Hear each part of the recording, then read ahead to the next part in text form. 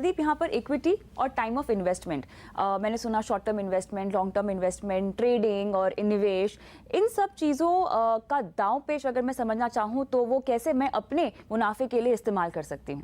तो short term के लिए आप इन्वेस्टमेंट करते हैं, इसका मतलब यह है कि आप कुछ महीने या कुछ क्वार्टर्स का अंदाजा लगाकर भी निवेश करते हैं। मतलब एक साल से ज्यादा या एक साल से कम? टैक्सेशन के लिहाज से लॉन्ग टर्म कैपिटल गेन्स होता है एक साल के आगे।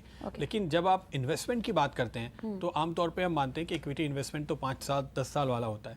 तो अगर आप शॉर्ट टर्म में इन्वेस्ट करने की बात कर रहे हैं तो एक तो आप मार्केट के साइकिल को प्ले करने की कोशिश कर रहे हैं कि आपने ये तय किया कि जब मार्केट गिरेगा तो आप लेंगे, जब ऊपर जाएगा तो आप बेचेंगे।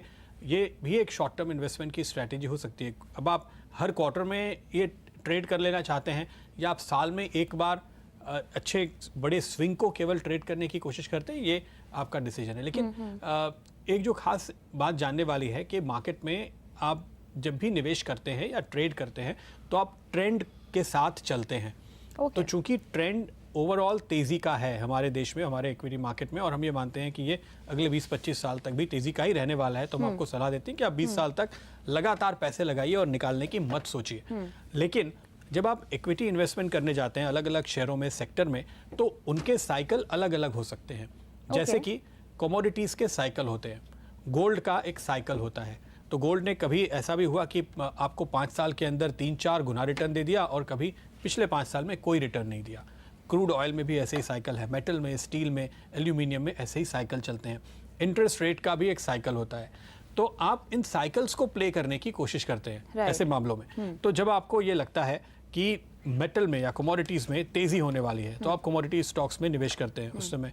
और जब आपको लगता है कि अभी मेटल प्राइस पीक हो रहे हैं और यहाँ से साइकिल टर्न हो रहा है तो आप वहाँ से निकल जाते हैं। ऐसे हर एक सेक्टर के इस किस्म के साइकिल होते हैं। तो जो शॉर्ट टर्म इन्वेस्टर है वो इन साइकिल को प्ले करने की कोशिश करता है, इनके हिसाब से बेनिफिट लेने की कोशिश करता है और इस ट्रेंड का बेनिफिट लेकर के वो प्रॉफिट बुक करते हैं और फिर नई कोई जगह ढूंढते हैं निवेश करने के, नए विकल्प, दूसरे विकल्प ढूंढते हैं। अगर आप इसको बहुत ही शॉर्ट टर्म के तौर पे ले, जिसको हम ट्रेडर कहते हैं, तो वो ट्रेडर फिर इंट्राडे का ट्रेडर भी हो सकता है, वो एक पोजिशनल ट्रेडर भी हो सकता है। पोजिशनल ट्रेडर अमूमन एक जो पूरी सीरीज़ होती है वायदा कारोबार की, उसको ध्यान में रखकर ट्रेड करते हैं, तो जो करीबन 1 महीने के बराबर होती है और हर महीने के आखिरी गुरुवार को उसकी एक्सपायरी होती है, सेटलमेंट होता है।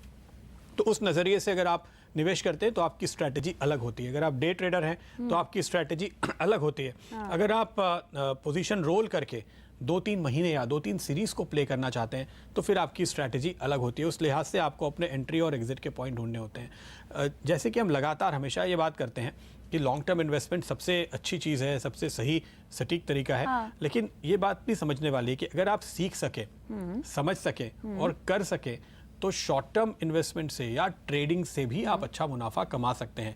लेकिन ये सीखने वाली बात है। जो सबसे बड़ा फर्क होता है शॉर्ट टर्म के इन्वेस्टमेंट में और लॉन्ग टर्म के इन्वेस्टमेंट में, वो ये होता है कि लॉन्ग टर्म में कंपनी की लगातार तरक्की हो रही है, कंपनी का कारोबार लगातार बढ़ रहा है, हर साल वो आपको डिविडेंड के तौर पे रिटर्न देगी, हर साल चूंकि उसका मुनाफा बढ़ेगा, ईपीएस बढ़ेगा, तो उसके वैल्यूएशन बढ़ेंगे, तो हर साल कैपिटल गेन्स आपको आता जाएगा। तो वहाँ पे आपको बेनिफिट इसलिए मिल रहा है क्योंकि कंपनी की तरक्की हो रही है।